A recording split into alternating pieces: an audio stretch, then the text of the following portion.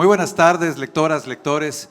Es enorme gusto recibirlos en la que felizmente se está constituyendo como la primer feria genuinamente presencial que estamos teniendo en la Ciudad de México de forma post-pandémica. Es cierto que todavía debemos de mantener las precauciones, pero es cierto también que literalmente en el aire se respira cierto nivel de tranquilidad y cierta aura de normalización que es verdaderamente muy gozoso traer hoy a cuento, en tanto que nos encontramos nuevamente reunidos ciudadanas y ciudadanos amantes de la lectura y de los libros, pues para eso juntarnos y celebrar sí al libro, sí a la rosa, pero sobre todo a nosotros, a los lectores, que somos quienes le damos sustento a todo lo que está ocurriendo alrededor de la fiesta del libro y la rosa el día de hoy aquí en la UNAM.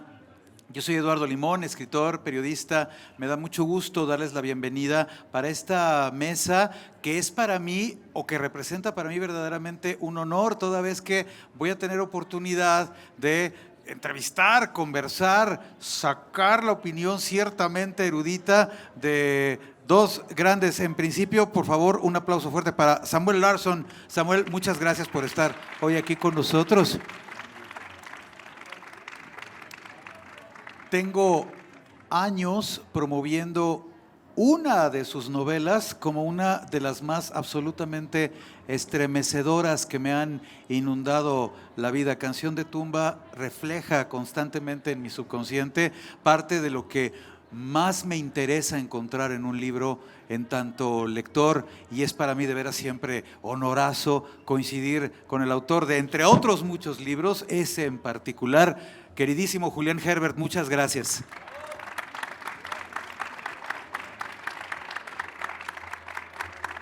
Gracias, querido, muchas gracias. Y bien, el tema que hoy nos trae a la fiesta del libro y la rosa para conversar con todos ustedes de manera, digo yo, de verdad muy placentera, pero sobre todo con esta profundidad que ya habíamos tenido oportunidad más o menos de señalar en un diálogo previo que habíamos tenido antes de la mesa, la generación Beat y la influencia de las sustancias, digamos, esas sustancias que de repente pues, modifican un poco la percepción del tiempo, la percepción social, en casos así de sobreconsumo, a veces hasta la percepción política. Empieza uno siendo de izquierda y se pone hasta las chanclas y termina siendo más derechista que, en fin, todo lo que pasa alrededor de las sustancias y de la escena beat. Y es de lo que vamos a conversar hoy con todos ustedes. Unos minutos aquí para tener oportunidad como de desbrozar el tema y posteriormente, por supuesto, con la oportunidad para que ustedes nos puedan emitir sus preguntas, sus comentarios, precisiones, todo lo que quieran decir y establecer un diálogo enriquecedor y nutritivo.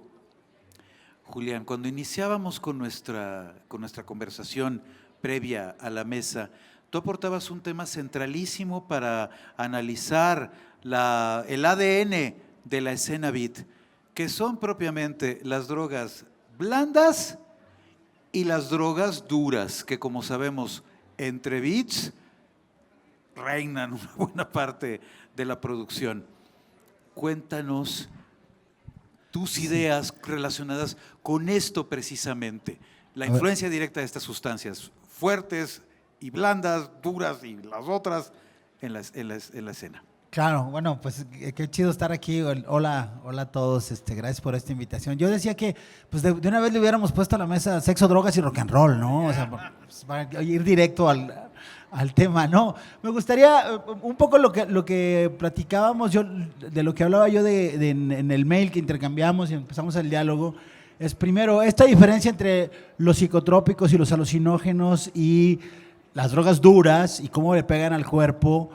Y por otra parte, otro renglón que está ahí, que es el del alcohol. El alcohol que casi siempre es visto por las sociedades en las que vivimos como una no droga, como una droga no droga, ¿no? Que es una trampa mental que nos ponemos como civilización, ¿no? Entonces, para mí uno de los temas de importancia cultural de esto respecto de los beats, lo voy a plantear de manera muy simple, es en términos de recepción de la cultura. Cuando nosotros nos acercamos a los beats, a la generación beat, hay dos impulsos. Uno es su relación con México como país, es decir, el hecho de que Kerouac haya transitado por esta ciudad y haya escrito Tristeza, por ejemplo, en la Ciudad de México. La parte anecdótica de Ginsberg, de Burroughs, etcétera. Pero la otra es cómo llegan a nosotros traducidos estos autores. Y entre otros, por ejemplo, llegan traducidos por José Vicente Anaya. Llegan como influencia literaria de la literatura de la onda, ¿no? Llegan como por la generación de los años 60, llegan vinculados con el movimiento hippie también. Entonces, esa es una lectura que puede ser muy interesante porque esa cultura, esa subcultura en México se desarrolla desde el punto de vista de los psicotrópicos y de las drogas blandas, del uso de hongos y de la mota, y etcétera. Ese es el aura con la que los beats llegan a la cultura mexicana en traducción. Sin embargo, el vínculo más profundo de alguien como Burroughs con las sustancias que alteran la conciencia, digamos, es con drogas mucho más duras, ¿no? Específico, digo, Burroughs, yo aquí digo rápido, yo me sentí un poco mal porque mi droga de elección fue durante muchos años la cocaína. Y Burroughs dice que la cocaína es una droga muy blanda, ¿no? Porque para Burroughs lo macizo y lo chido era la heroína. Entonces, esta forma de relacionarse con la realidad, primero a nivel sociocultural y lingüístico también, cómo una cultura de la intoxicación llega a nosotros por esta vía lateral que son los psicotrópicos y que son, digamos que las drogas de alucinación.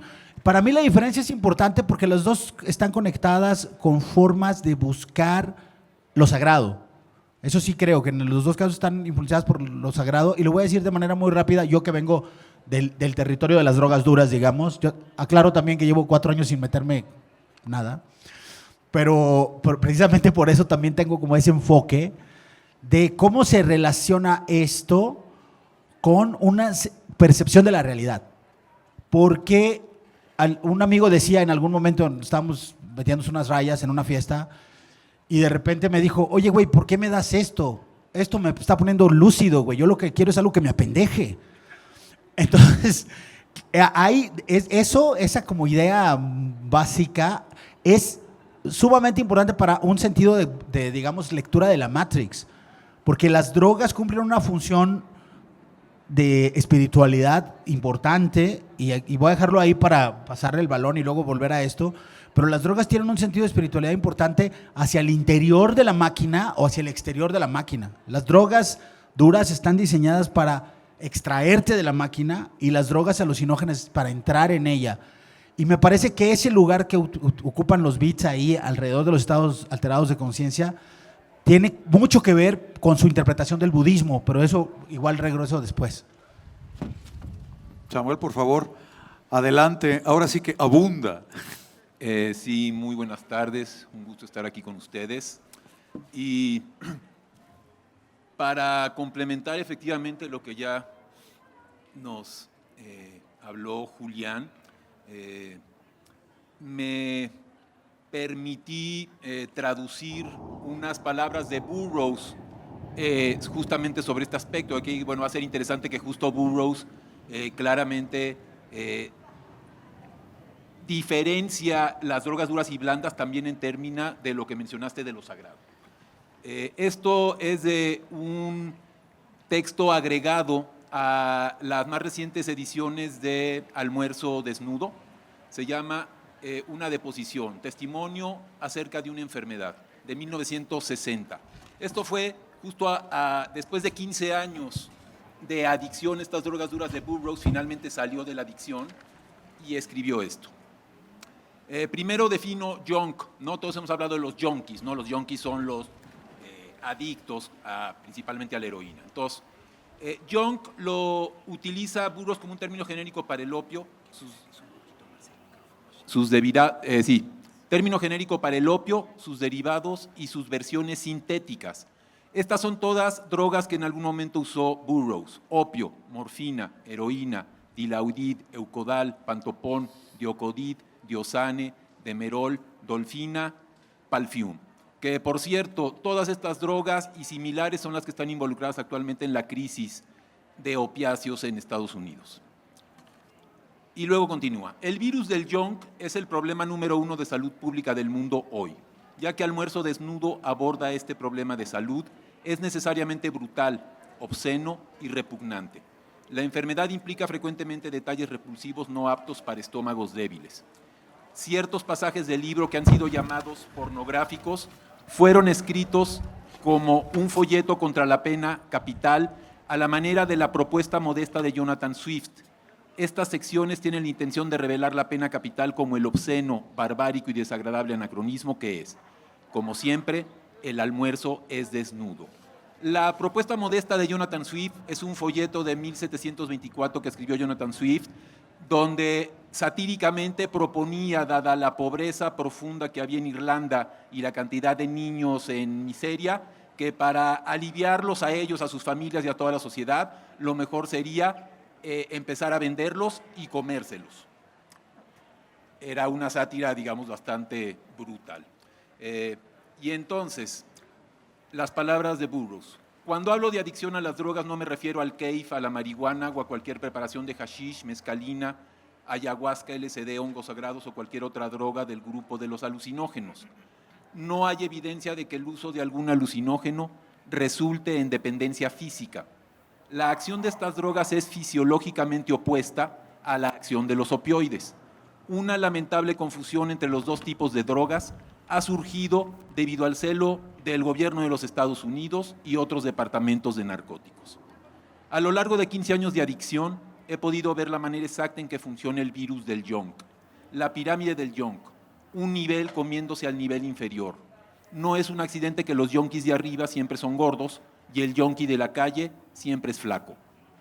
Y así hacia la cima o las cimas, ya que hay muchas pirámides de junk alimentándose de las personas del mundo, todas construidas sobre principios básicos del monopolio. 1. Nunca des algo a cambio de nada. 2. Nunca des más de lo que tienes que dar. Siempre agarra al comprador hambriento y siempre hazlo esperar. 3. Siempre recupera todo de vuelta, de ser posible. El pusher siempre lo recupera todo de vuelta. El adicto necesita más y más junk para mantener la forma humana, aplacar al mono. Junk es el molde del monopolio y la posesión. El adicto espera mientras sus piernas yonkis lo llevan derecho hacia el haz del rayo del junk para recaer. El junk es cuantitativamente mensurable de manera precisa. Mientras más junk usas, menos tienes. Y mientras más tienes, más usas. Todas las drogas alucinógenas son consideradas sagradas por quienes las usan. Hay cultos de peyote, cultos de ayahuasca, cultos de hashish, cultos de hongos. Los hongos sagrados de México permiten al hombre ver a Dios. Pero nadie nunca ha sugerido que el junk es sagrado. No hay cultos de opio. El opio es profano y cuantitativo como el dinero.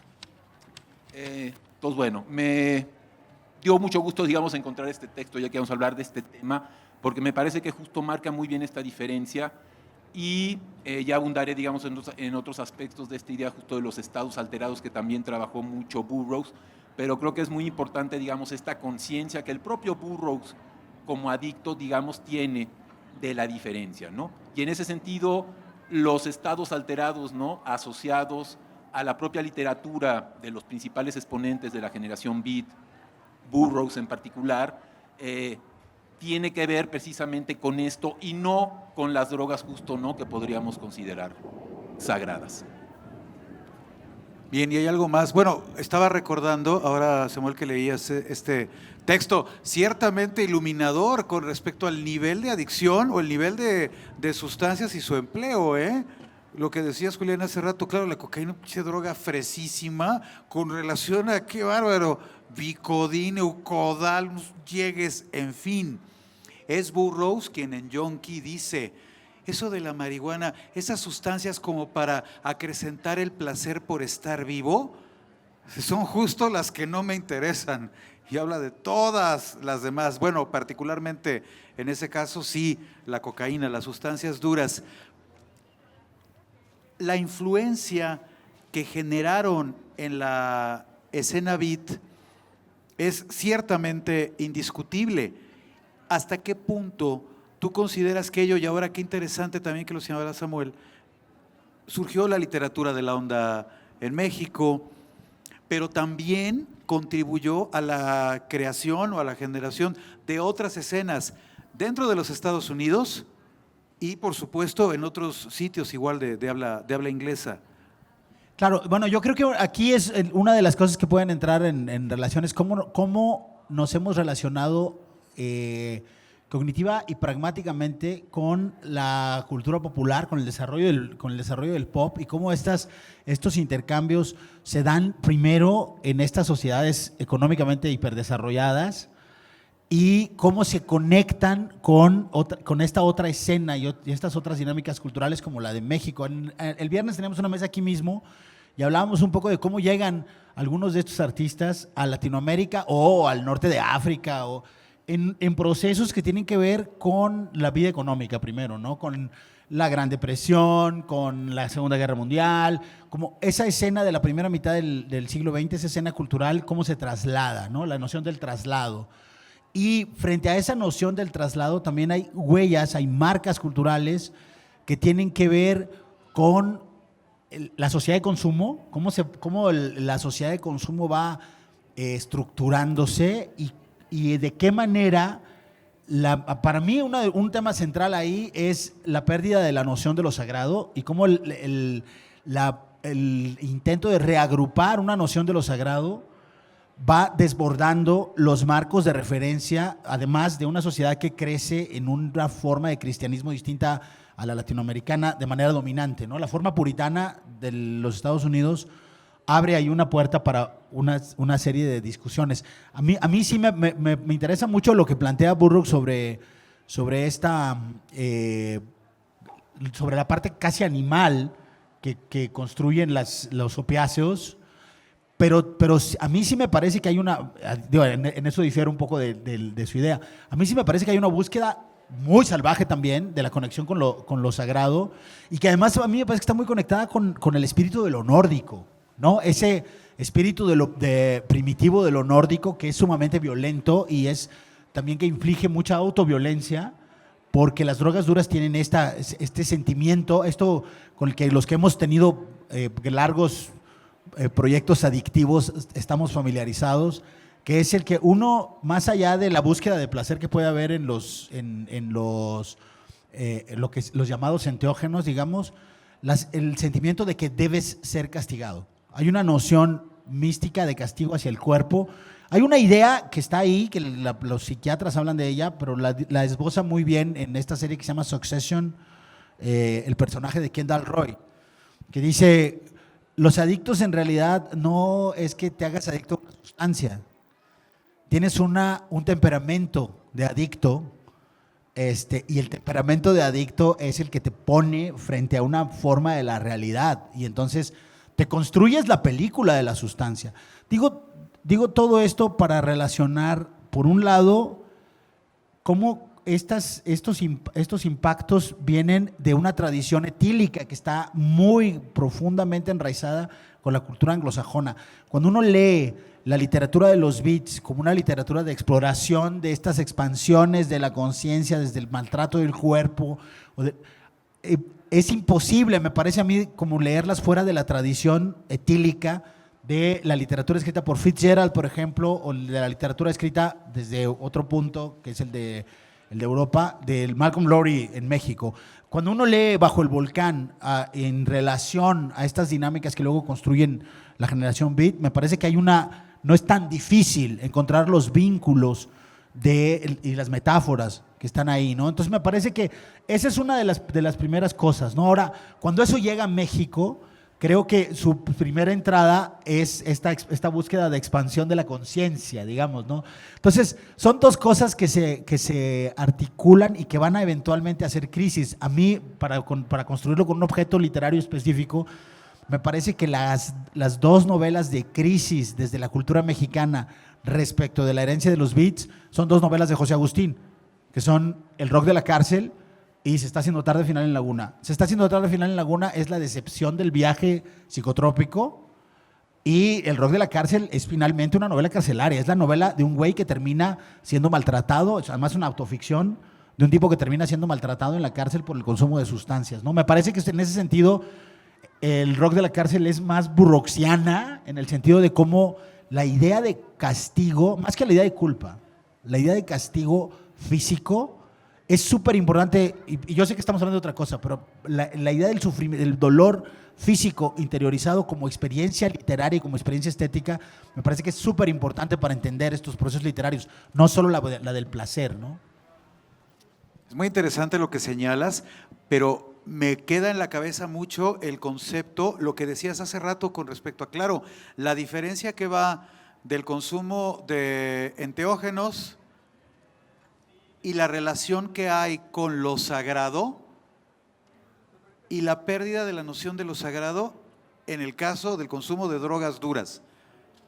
Claro, con la cocaína, con la heroína, ¿qué hablar con dioses ni 8 cuartos? ¿Tú qué piensas, Samuel, con respecto a eso específico? Porque me parece realmente un concepto interesante. Sí, efectivamente, bueno, en el origen mismo del término beat, de la generación beat, una de sus acepciones es lo beatífico.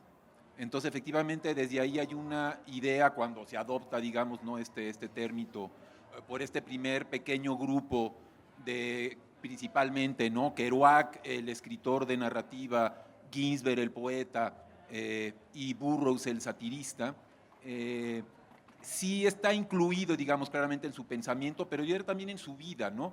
Dado que justo, ¿no? Una de las novelas más emblemáticas, que es En el camino, de Kerouac, se trata de eso, se trata de no conformarse, de no quedarse quieto, de salir a tener experiencias, de tener, digamos, esa valentía y ese coraje de romper con los moldes y los estereotipos, pero viviéndolo en carne propia.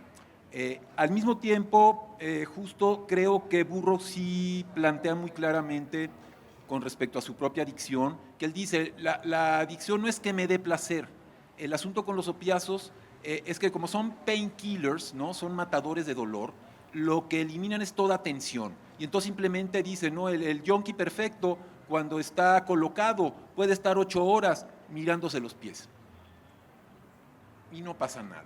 El problema es que justamente el rebote, la carencia de la droga es la que es brutal. Y ahí es donde viene la pesadilla y eso a lo que él se refiere como la obscenidad, la pornografía presente, ¿no? Por otro lado, este aspecto está presente tanto ¿no? en las 3 obras emblemáticas que todas pasaron por juicios de obscenidad en Estados Unidos, tanto en El Camino como Howl, que fue la primera, ¿no? Está, por ahí pueden ver la película Howl, que es muy buena, donde de hecho justo se presenta ese aspecto. Y en ese sentido la generación beat no dio una batalla. Y me parece que está muy entroncada en ese aspecto de la cultura estadounidense, que es este profundo individualismo, digamos, para bien y para mal, ¿no? Porque es el individualismo que puede ser rebelde, libertario, o es el individualismo de los megamillonarios que, ¿no? que hacen lo que quieren, ¿no? Y Estados Unidos en ese sentido es una sociedad claramente de grandes, ¿no? y profundos extremos. Una cosa que me parece muy interesante justo de Burroughs es que una vez que sale de estos 15 años de adicción, no recae, o sea, después de eso se va a mantener sobrio, y él empieza a construir esto que está un poco aquí presente, esta parte que leí, donde dice, ¿no? que está en la manera de funcionar de los monopolios, está el virus del junk, y también este asunto de llamar al junk, o sea, ¿no? a las drogas adictivas, un virus, porque luego él también va a incorporar esta idea del virus, que ahora no sabemos bien todo lo que puede estar implicado alrededor de esto, el ejercicio mismo del poder, pero una cosa muy interesante también es el lenguaje, ¿no? Él se plantea que, y es algo que también en general a su manera, estos 3 principales exponentes de la generación beat van a trabajar en sus obras, es también llevar el lenguaje hasta los límites, y me parece que ahí es un poco donde entroncan o buscan en parte esta sacralidad, que es tener textos que no puedan ser reasimilados por el sistema, un poco como una improvisación de jazz, ¿no? Digamos, así como los músicos afroestadounidenses, en la medida en que el propio establishment se iba apropiando de elementos de la música jazz, los nuevos músicos iban yendo siempre más allá. Ya aparecía el bebop, ya aparecía el free jazz y el acid jazz, ¿no? Y siempre llevándolo a un punto donde fuera muy difícil que el hombre blanco, digamos, tomara control de esto. Y la manera de escribir, ¿no? En El Camino, no sé si sepan que en el caso en El Camino, por ejemplo, lo escribió Kerouac en rollos de papel, no hoja por hoja, ¿no? En esta idea también, ¿no? De que tenía que ser un viaje, ¿no? Y una idea continua. Y finalmente, hacia el final de su vida, Burroughs escribió una serie de textos. Hay uno que solo se editó hasta muy recientemente, que se llama El Manual del Boy Scout Revisado, donde da una serie de instrucciones para subvertir el estado de las cosas, da instrucciones de cómo hacer armas, de cómo matar, qué tipo de estrategias hay que hacer para intentar matar al 10%, y él más o menos dice, de los mierdas que tienen al mundo jodido, ¿no? ¿Cómo matamos ese 10% para ver si dejan de joder al mundo?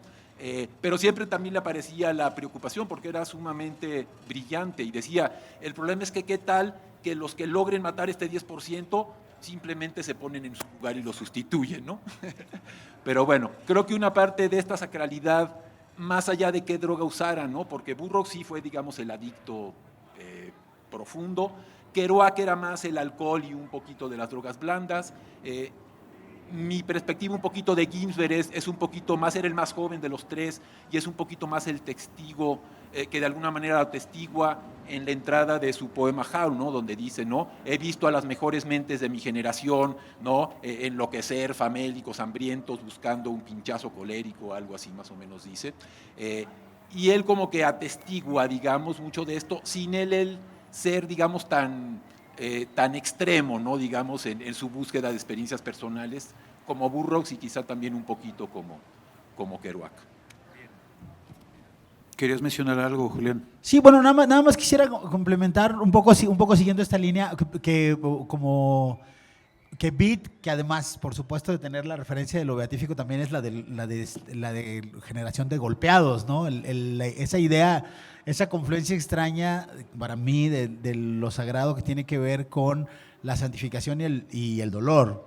Y ahora que mencionabas lo de que un adicto puede estar 8 horas viéndose los pies, que ese es uno de los temas que están planteados en el círculo de conducta en muchos de los textos, sobre todo en muchos de los textos de Burroughs, de que las drogas duras, lo que tienen, la dinámica de las drogas duras, es que son una profunda reducción al absurdo de la sociedad de consumo. Porque una droga dura, de lo que se trata es de inyectarte y ver el reloj y calcular cuánto falta para la siguiente inyección. De eso se trata básicamente. El sentimiento del tiempo se reduce, y eso es el mecanismo cotidiano del consumo. Es decir, el junkie es en última instancia el grado cero de la sociedad de consumo, ¿no? Es como la ciudad de consumo, si la transformamos en una utopía profunda, finalmente todos somos unos pinches junkies, ¿no? Ese es el sentido. Entonces, también ese es otro de los mecanismos de subversión. Y el otro que está planteado en Kerouac, que tiene que ver con el no lugar, con la noción del viaje. Una de las cosas que dice Byung-Chul Han, por ejemplo, y aquí creo que también está el tema de los estados alterados de conciencia, más allá del consumo de sustancias, como una forma de entender cognitivamente la realidad, ¿no? Y de algún modo de desentrañarla.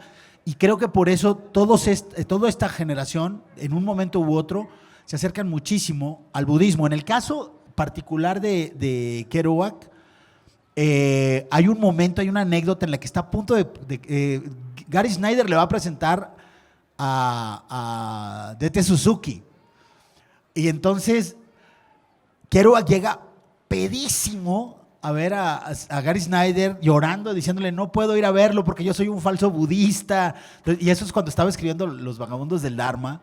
Y me parece que es uno de los momentos de gran sinceridad, de verdadera sinceridad, porque Kerouac en el fondo también es muy mentiroso. No, por ejemplo, sí es cierto que escribió En el camino en estos rollos, pero también es cierto que esa novela que todo el mundo dice que es como de una gran sinceridad y que es muy... Pues era una novela de 5,000 páginas que le dio un editor para que le sacara de ahí 500. Entonces está súper editado también.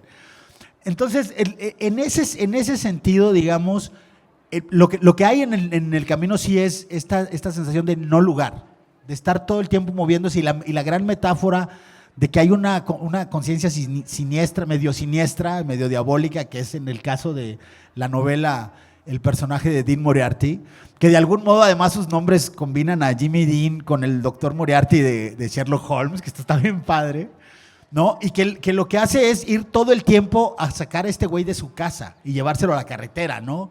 Y es esa idea, decía yo que Byung-Chul Han dice que uno de los principios básicos del budismo es que el mundo es un hotel. El mundo es una fonda, dice. O sea, en realidad nunca estás en tu casa, siempre estás como en una provisionalidad. Y esa es una idea básica que viene del budismo y que Kerouac incorpora a la experiencia de lo espacial, ¿no?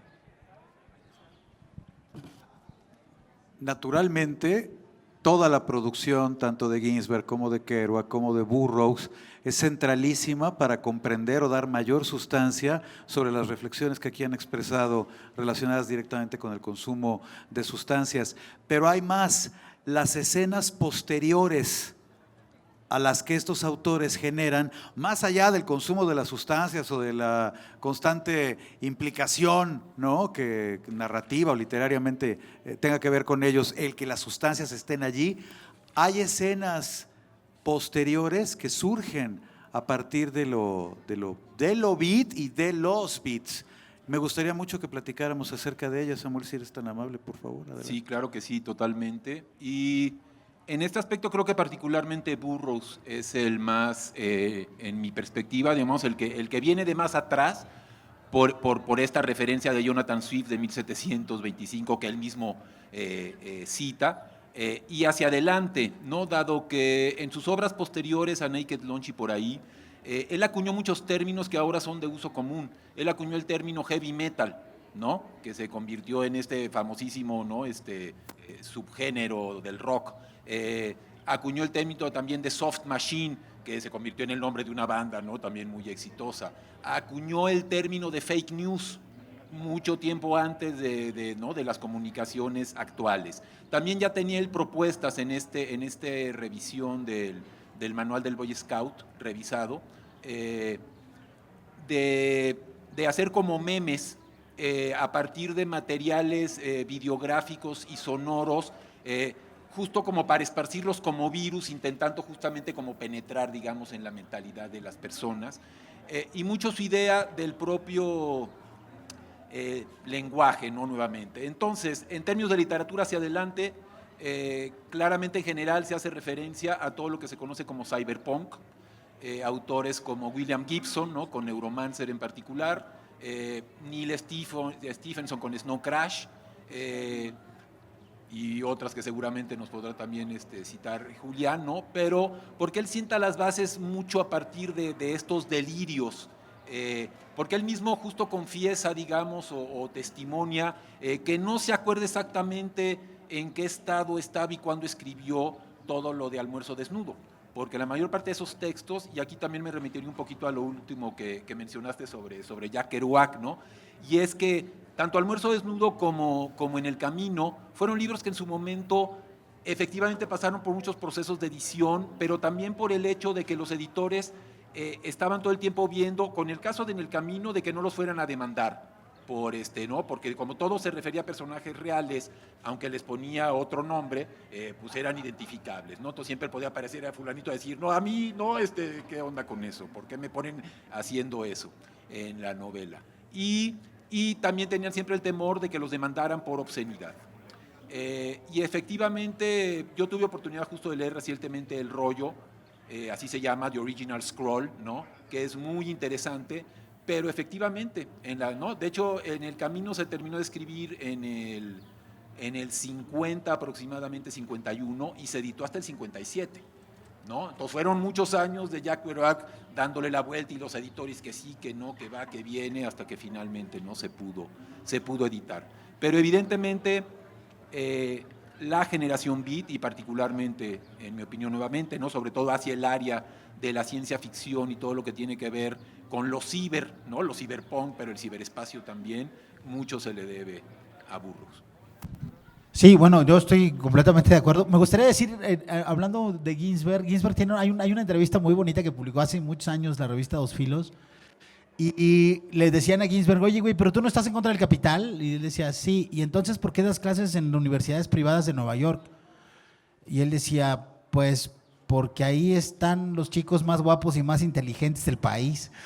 Y le dijeron, bueno, y entonces, ¿cómo? Pero te pagan mucho dinero. Y decía, sí. Y entonces, ¿cómo le haces para estar en contra del capital? Y dice, pues me lo gasto lo más rápido que puedo. Entonces, es una entrevista muy padre, que les recomiendo mucho. Por ahí debe estar en las redes, si mal no recuerdo.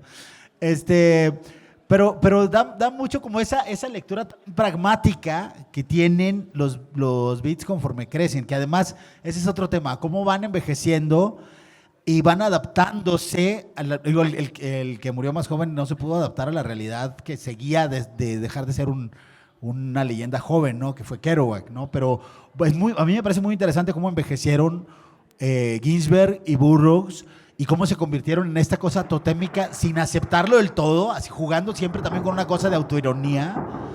Y bueno, por supuesto, todo lo que mencionó Samuel sobre la influencia en el cyberpunk me parece que es fundamental de Burroughs. La influencia específicamente en Gibson creo que es central, y en Bruce Sterling también. Hay por ahí una novela que se llama Cuando falla la gravedad, que también creo que tiene mucha influencia, y además es una novela acerca de las transiciones de género y del cambio de identidades sexuales, etcétera, súper interesante. Pero también creo que en el análisis cultural, Burroughs es muy importante para un libro específico de Mark Derry que se llama Velocidad de escape, que es un ensayo, porque también estoy de acuerdo con lo que dijo Samuel acerca de cómo el pensamiento de Burroughs tiene un impacto específico en el mundo de la ensayística y del análisis cultural. Y Velocidad de escape, a mí me sorprende mucho, me da escalofríos también leer de Velocidad de escape, que es un libro del 94, que lo lees y básicamente es una predicción, una premonición de montones de cosas que están sucediendo en este momento, ¿no? Como este reloj que traigo yo que mide cuántos pasos di en el día, y que también se encarga de saber como qué cosas me interesan para ponérmelas como anuncios en el Facebook, ¿no? Pero también quería decir aquí que hay ciertos temas de influencia de estilo en esas otras escenas. Y en ese sentido sí creo que Kerouac es súper importante. Cuando uno lee On the Road hay muchísimas escenas. Hay una escena en la que el rostro de Dean Moriarty se extiende sobre el cielo y parece ir persiguiendo por la carretera con colores azules y morados al narrador. Y cuando yo leo ese pasaje digo, güey, esto es el Oliver Stone dirigiendo Natural Born Killers. Y me parece que la influencia de Kerouac como prosista en el desarrollo plástico, en el desarrollo del arte audiovisual posterior a él es súper interesante. Y ese creo que es otro tema, más allá de lo filosófico y de lo conceptual, cómo en términos plásticos esa visión de intoxicada de los beats influye en cómo se desarrollan otras disciplinas, específicamente la disciplina de lo audiovisual. Ahora que estabas mencionando la última parte, por ejemplo, ya la zona de la vida en la que producen menos y ya son más viejecitos, en fin. La parte final, sobre todo de Burroughs, es muy interesante. Él se hace súper amigo de Michael Stipe, el frontman de R.E.M., componen una canción, Start Me Kitten, que implica de alguna forma, ya desde el plan de la sobriedad, una última zona que sigue siendo productiva o creativa, pero que ya entraña un tono distinto con relación a ese momento de las sustancias o a ese momento de la escena. Claro, yo quisiera apuntar además ahí una cosa así chiquita, que es que al mismo tiempo que esto sucede, bueno, Burroughs se vincula también con la escena del rock, por supuesto, con Lou Reed, con Patti Smith, pero además, bueno, y ahí es otra vuelta de tuerca el Patti Smith que pasa del punk a la literatura con unos pasos tremendos, ¿no? Pero hay una cosa que también me parece muy bonita y muy conmovedora, y está en un disco que se llama September Songs, que es que una serie de bandas de rock, principalmente de rock, pero no exclusivamente, le hacen un homenaje a la música de Kurt Weill y a las letras de Bertolt Brecht. Y hay un pasaje de ese disco en el que Burroughs recita, casi que rapea, un texto de Brecht, que es What Keeps Mankind Alive, si mal no recuerdo. Y eso también me parece muy interesante, como ese cierre de círculo que es Burroughs regresando a la tradición occidental preguerra mundial para conectarla con Lou Reed, por ejemplo, ¿no? Se me hace un giro poca madre. Y un momento en el que ya son sobrios, o que el consumo ya mínimo. Samuel, ¿querías incorporar? Sí, por favor. Y solo, sí, justamente, digamos, particularmente Burroughs, nuevamente, ¿no? Después de esos 15 años que salió, ya no volvió a recaer. Siguió consumiendo, ahora sí que las blandas, ¿no? Pero no de manera ya desenfrenada tampoco. Y efectivamente convivió y colaboró con muchísima gente en sus últimos años de vida. Fue súper longevo a pesar de esos 15 años de Adicción Brutal. Es el que vivió más de estos tres personajes. Y hablando justo de la parte también ensayística, justo recuerdo un último fragmento de este famoso manual de los Boy Scouts, que sigue teniendo, digamos, lo lees y si te lo tomas en serio, pues dices, bueno, este es un manual que si te subes al avión te bajan por terrorista, porque trae, o sea, instrucciones de cómo hacer armas, de cómo hacer todas esas cosas, ¿no? Pero hay una sátira, ¿no? Muy, muy profunda y muy aguda, y al final habla precisamente del lenguaje, y él plantea también como estrategia, y aquí considerando al lenguaje como un virus, dice que es necesario desarticular, desestructurar, para poder, digamos, un poco liberar nuestras conciencias, ¿no? O, digamos, una búsqueda de los estados alterados, no por las drogas, sino por la utilización del propio lenguaje. Y entonces él concretamente plantea, por ejemplo, eliminar, en el caso del inglés, el artículo de, ¿no? THE, the universe, the planet, que en español sería, ¿no? El universo, porque él dice, tenemos que quitar los artículos determinados porque eso nos hace pensar que hay un solo universo, el universo, la tierra, el árbol. Y él decía, deberíamos hablar sin artículos, o en todo caso, un universo, para dejar siempre abierta la perspectiva de que no hay un solo universo, ¿no? Entonces él plantea justo muy interesante y que me parece que es muy actual con todo el tema de género y del Me Too. Esto que nos ha tocado en español de ya no somos todos o todas, sino todes, y los que opinan que está bien, los que opinan que están mal, y que justo él se mete en ese aspecto porque es muy lúcido, ¿no? Hay muchos personajes que justo consideran a Burroughs o consideraron una de las mentes más brillantes del siglo XX. Yo lo empato un poco ahí con filósofos como Charles Sanders Peirce o como Wittgenstein, que justamente son filósofos que ya plantean que el lenguaje es pensamiento, que de alguna manera solo podemos pensar lo que podemos decir, solo podemos decir lo que podemos pensar. Y entonces, para poder pensar de otra manera, tenemos que transformar el lenguaje, ¿no? Y creo que ese es un gran aporte también de Burroughs. Nos quedan unos cuantos minutos para la mesa, pero no nos vamos a ir sin antes dialogar con ustedes. Si tienen alguna pregunta, algún comentario, algo que quieran traer por allá, está el compañero. Muchas gracias. Vamos a aprovechar estos últimos minutos para sus preguntas y sus comentarios, por favor. Parece que no sirve. Pueden correr y venir por el micrófono que sí sirve, que está de este lado. Ahí viene ya. Parece que ya. Sí, bueno. Gracias. Muchas gracias por la plática. Yo creo que hace una reflexión sobre la conciencia, ¿no? Para los budistas, nosotros estamos en un estado de muerte, donde pocas veces todos los seres humanos están muertos en la conciencia. Entonces aquí es muy importante aclarar estos viajes que se dan a través de las drogas y la relación con el verdadero artista. ¿hacia dónde nos llevan estos pseudoartistas o pseudoescritores? A soñar dentro del inconsciente. El inconsciente no es una zona que está aquí adentro. El inconsciente es todo esto, es la vida misma. Y lo que buscamos es expandir nuestra conciencia porque estamos muertos. La conciencia de ser, porque estamos muertos en la conciencia. Entonces, esta literatura hay que tomarla con sabiduría, porque nos van a perder en un viaje con otro viaje sin fin. ¿Sí? Gracias. ¿Algo que quieran Bueno, agregar? yo diría nada más muy brevemente, hay una idea en el budismo que a mí me gusta, estoy de acuerdo, me gustaría plantear esta idea. Dice Suzuki que hay que salir de los signos, que la liberación la iluminación está más allá de los signos, pero que solo hay un camino para salir de los signos y es a través de los signos. Rápidamente, una pregunta más, por favor. Aquí ya te trae el micrófono. Gracias, adelante. Hola. Bueno, yo tengo una pregunta específica porque ustedes hablan de la generación. Y yo recuerdo mucho de hecho que ahorita está el teatro, a una mujer que no oí de ustedes, de la generación Beat, que es Marge Percy.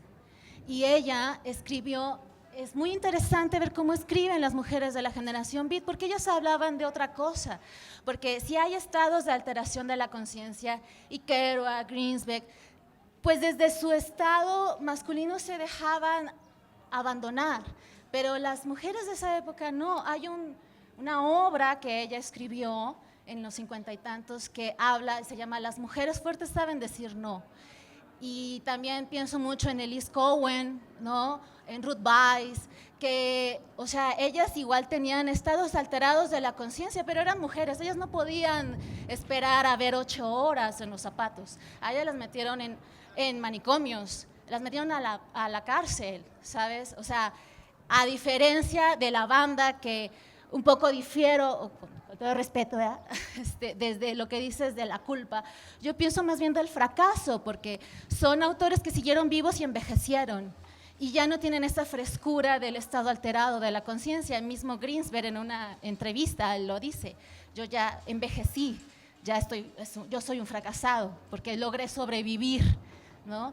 Entonces, desde el lado femenino de la literatura beat, se habla diferente, ¿no? De la no esclavitud, de la homosexualidad, y es diferente el trato que le hicieron a esas mujeres, a diferencia del triunfo dentro del fracaso de estos autores que después están con Lou Reed, ¿no? Y son amigos de Johnny Depp, y ¿sabes? Estas mujeres no tuvieron eso, y su letra, su dramaturgia, su poesía, ¿no? Pues hablan de otra cosa. No sé qué opinan de eso. Gracias. Sí, bueno, yo lo primero que diría, por supuesto, yo estuve aquí hablando hace 2 días de Jane Bowles, por ejemplo, ¿no? Lo que creo es que el tema justo es que si el tema hubiera sido la generación beat, pues podríamos hablar de muchas otras cosas, y si el tema hubiera sido la literatura escrita por mujeres, claro, lo que quiero decir es que, ese es como mi enfoque, ¿no? O sea, yo podría aquí hablar de Lucia Berlin y podría hablar hace 2 días estuve hablando de Jane Bowles, que me parece, por ejemplo, una autora mucho más potente y mucho más importante para la literatura en lengua inglesa, ¿no? Pero, y no solo eso, que terminó también en un psiquiátrico y dañadísima, y además envenenada por su claro, pero lo que trato de decir es, si yo tengo 50 minutos para hablar de un tema, tengo que enfocarme, y luego me encantaría poder, todo esto que estoy diciendo lo dije hace 2 días, ¿no? O sea, no es como si no me interesara la literatura escrita por mujeres, pero pues también trato de enfocarme en el tema hacia donde me lleva. También hay mujeres que tienen el sentido alterado de la conciencia, y también escriben sobre ahí, y también vale la pena hablar de eso, porque claro, o sea, es maravilloso lo que hace Kerouac y todos ellos, es maravilloso. Pero también hay mujeres que también disfrutaban del estado de la alteración, Y también a partir de eso hay otro tipo de conciencia, ¿no? La conciencia femenina del estado alterado, que piensa y pues tiene diferentes, iguales pero diferentes, bueno, en fin, muchas gracias. Bien, qué amable. Bien, algo más que agregar, ya nos queda poquitísimo tiempo. Estamos sobre el tiempo, me están avisando ahora. De verdad, tendré que reiterar que ha sido un honorazo conversar el día de hoy con ustedes. Samuel Larsson, Julián Herbert, muchísimas gracias y muchas gracias a todos ustedes. Ha sido verdaderamente un gozo y un placer y aquí nos miraremos el año entrante en la Fiesta del Libro y la Rosa. Gracias de verdad, muchas gracias y gracias al auditorio de TV UNAM. Gracias a todos ustedes. Muy amables.